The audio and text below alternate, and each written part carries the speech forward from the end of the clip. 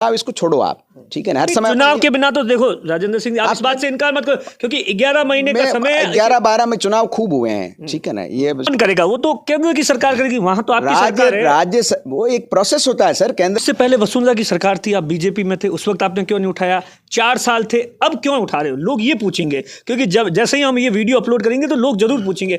उस बात का मैं आपसे जवाब चाहता हूँ।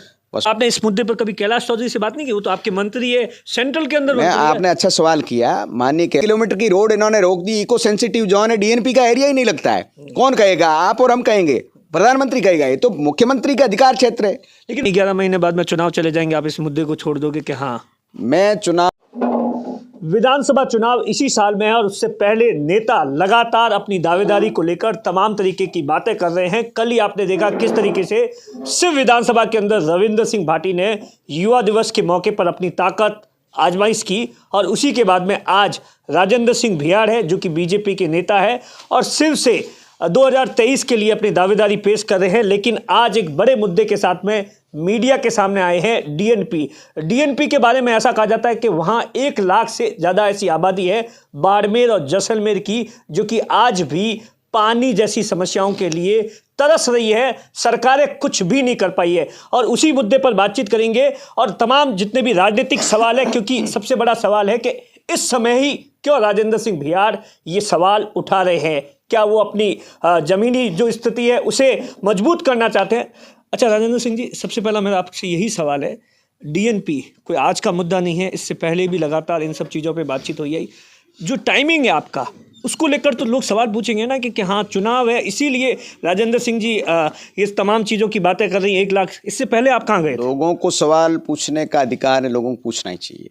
और चुनाव के दिनों में यदि मुद्दों की बात होती है, मुद्दा चुनावी मुद्दा बनता है, आबादी के अंदर जन जागरण आता है और जनता के अंदर ये अवेयरनेस आती है और वो जनप्रतिनिधियों से मुद्दों के ऊपर बात करती है, तो इससे ज़्यादा एक पॉलिटिकल कार्यकर्ता के नाते मेरी क्या सफलता होगी कि जनता की समस्या के ऊपर यदि चुनाव लड़ा जाए, तो ये तो बिल्कुल फेयर पॉलिटिक्स की बात है। नहीं तो इससे पहले वसुंधरा की सरकार थी, आप बीजेपी में थे, उस वक्त आपने क्यों नहीं उठाया? 4 साल थे, अब क्यों उठा रहे हो? लोग ये पूछेंगे, क्योंकि जब जैसे ही हम ये वीडियो अपलोड करेंगे तो लोग जरूर पूछेंगे। उस बात का मैं आपसे जवाब चाहता हूँ। वसुंधरा जी की सरकार के समय में भी लगातार हम एक बात पे तो लगातार लड़ते रहे। हमारे यहाँ से विधायक जो भारतीय जनता पार्टी के थे वो भी लड़ते रहे कि भाई यहाँ इस इलाके के लोगों को जो है रिलैक्सेशन मिलनी चाहिए विकास के कार्यों में। लेकिन एक चीज़ चूँकि मेरी भी व्यक्तिगत रूप से मैं इसको स्वीकार करता हूँ कि मेरी इतनी डीप स्टडी नहीं थी। जैसे आपको पता है कि ये नेशनल पार्क ही नहीं है, ये मुद्दा मुझे खुद को ही पता नहीं था। मैं इसको ईमानदारी से स्वीकार करता हूँ कि ये सेंचुरी है, ठीक है, मुझे अब पता लगा। दूसरा, सरकार के नियमानुसार जो वन मंत्रालय के अंदर जो नियमानुसार छूट है, चाहे परिवेश पोर्टल के माध्यम से है, चाहे मैनेजमेंट प्लान के माध्यम से, हम उस छूट को लेने में भी नाकामयाब रह रहे हैं प्रशासन और जनप्रतिनिधियों की जो है जानकारी के अभाव में। तो ये जानकारियां पब्लिक के अंदर जानी चाहिए। इन जानकारियों से जाने से कम कुछ काम तो जो प्रोसेस से आने पे हल हो जाएंगे। और दूसरी मूल बात है कि हम ये कह रहे हैं कि ये जो आपकी सेंचुरी है, जो नेशनल पार्क नहीं है, इस सेंचुरी को जो है आप बायोस्फीयर रिजर्व घोषित कर दो। आपने कच्छ में कर रखा है, ऐसा कैसा हमारे कर दो। तो बायोस्फीयर कौन करेगा? वो तो केंद्र की सरकार करेगी, वहां तो आपकी सरकार है। वो एक प्रोसेस होता है सर, केंद्र ऐसे सीधे कैसे कर देगा? राज्य सरकार को रिकमेंडेशन देनी पड़ेगी कि भाई ये बायोस्फीयर रिजर्व के लायक एरिया है, आप 200 वर्ग मील का जो है कोर एरिया जो गोडाउन का उसको करके सुधाश्री बेल्ट को और बाकी बेल्ट को आप इससे मुक्त करिए, तो ये हो सकता है। और वहाँ आप देखिए सोंदरा और जो रोहिणी के दौरे हैं, बहुत खूबसूरत दौरे हैं। वहाँ पर आप देखिए कि कितना शानदार पर्यटन, इको फ्रेंडली पर्यटन हो सकता है।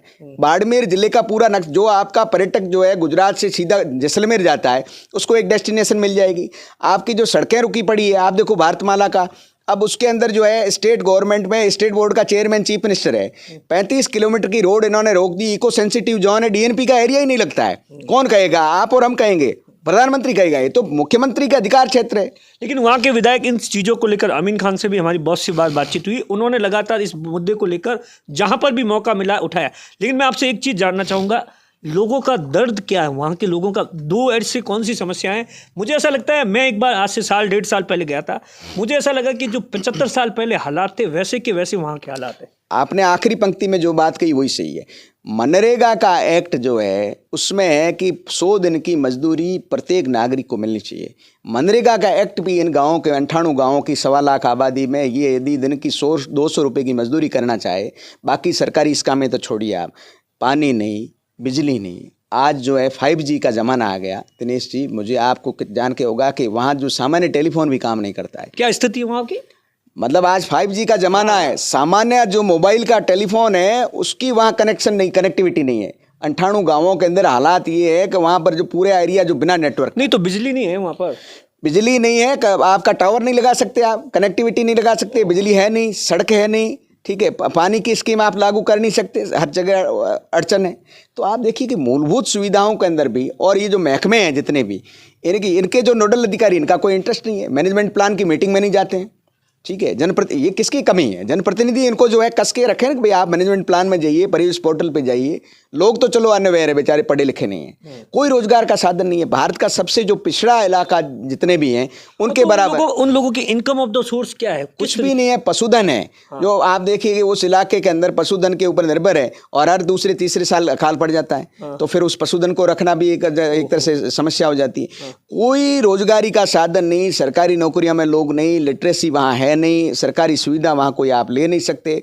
तो आप देखिए कि भारत और पाकिस्तान के बीच में एक तरह से बफर जोन हो गया है 1.25 लाख की आबादी का, जिसकी बात कांग्रेस बीजेपी चुनाव इसको छोड़ो आप, ठीक है ना। हर समय चुनाव के बिना तो देखो राजेंद्र सिंह, आप इस बात से इनकार मत करो, क्योंकि 11 महीने का समय, 11-12 में चुनाव खूब हुए हैं, ठीक है ना। ये 16वां-17वां चुनाव राजस्थान में, चुनाव आगे और आ जाएंगे 5 साल बाद। अपन चुनाव से हटके एक और बात ये कर रहे हैं कि भाई इतनी बड़ी आबादी है, मैं तो कहता हूं कि चुनाव भी इसी मुद्दे पर लड़ लो ना, कि भाई इस बात का हल होना चाहिए, ठीक है। हल का हम तरीका बताते हैं कि भाई ये बायोस्फीयर रिजर्व घोषित कर दो आप इसको। और जो अभी सेंचुरी के तहत, कोई नेशनल पार्क नहीं है, सेंचुरी के तहत, अभ्यारण्य के तहत जो सहूलियतें जो वन मंत्रालय ने, भारत सरकार ने हमको एक्ट के तहत दे रखी है, उसको तो आप भोगने दो ना, उसमें क्यों बदमाशी कर रहे हो? नहीं तो आपने इस मुद्दे पर कभी कैलाश चौधरी से बात नहीं की? वो तो आपके मंत्री है सेंट्रल के अंदर। आपने अच्छा सवाल किया। माननीय कैलाश जी, माननीय गजेंद्र सिंह जी और हमारे सीमाजन कल्याण समिति का जो यहाँ काम चल रहा है, उनके जो जिम्मेदार पदाधिकारी, इन सब ने जो है वन मंत्री भूपेंद्र यादव से एक लंबी मुलाकात की, और उसके कारण से एक कमेटी गठित हुई, उस पर कुछ काम शुरू हुआ इनिशियल। लेकिन हम ये चाहते हैं कि जनता के अंदर एक अवेयरनेस आ जाए, तो जो है इस मुद्दे का हल जल्दी निकल जाएगा। अब क्या प्लान है आपका? क्या प्लान है? हम ये चाह रहे हैं कि जो 98 गांव हैं, इनमें लोगों के बीच में जाएं, इनको पूरा मसला समझाएं, लोगों को अवेयर करें इसके एक्ट के प्रति, और ये कि ये बायोस्फीयर रिजर्व हो जाए, इसके लिए एक हस्ताक्षर अभियान चलाएंगे और एक जन दबाव बढ़ाएंगे। कौन करेगा ये? कौन करेगा? बीजेपी करेगी या राजेंद्र सिंह राठौड़? नहीं, राजेंद्र सिंह राठौड़ बीजेपी का ही सदस्य है। हाँ।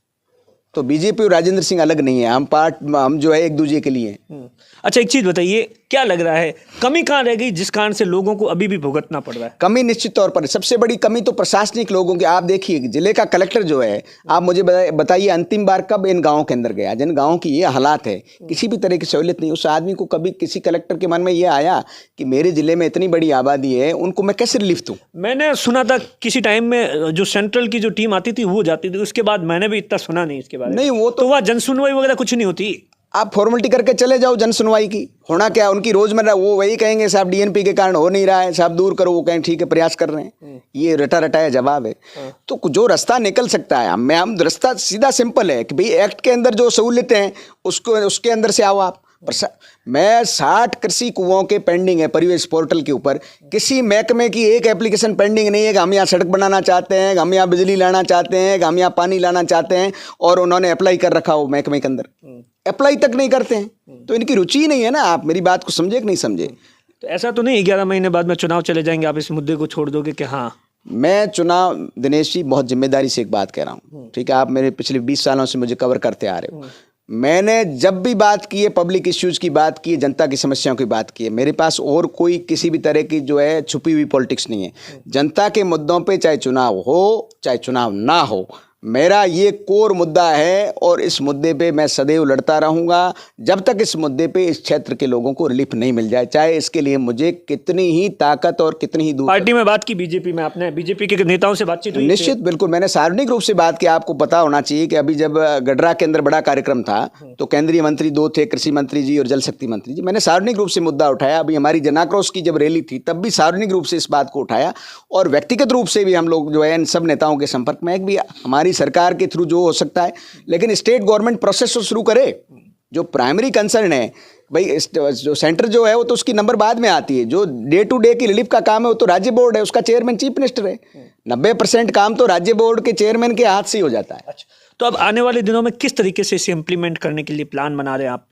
इन सारे गांवों में लोगों के बीच में जाएंगे, जन जागरण करेंगे। करीबन 1.25 लाख की आबादी है, इसके सब हस्ताक्षर अभियान लेंगे और एक डेलीगेशन हम सरकारों के पास में ले जाएंगे। यदि हमारी सुनवाई होती है, उस डेलीगेशन की कोई फ्रूटफुल चीज़ निकल के आती है तो बहुत ही अच्छी बात है। नहीं तो जो आखिरी हथियार है कि जनता जो है सड़क पर आकर के संघर्ष करे, उसका इस्तेमाल करने से भी नहीं चूकेंगे, लेकिन हम रिलीफ लेके रहेंगे। अब देखिए, ये राजेंद्र सिंह बिहार है जो कि बीजेपी के नेता है, डीएनपी पर अपनी बात रख रहे थे।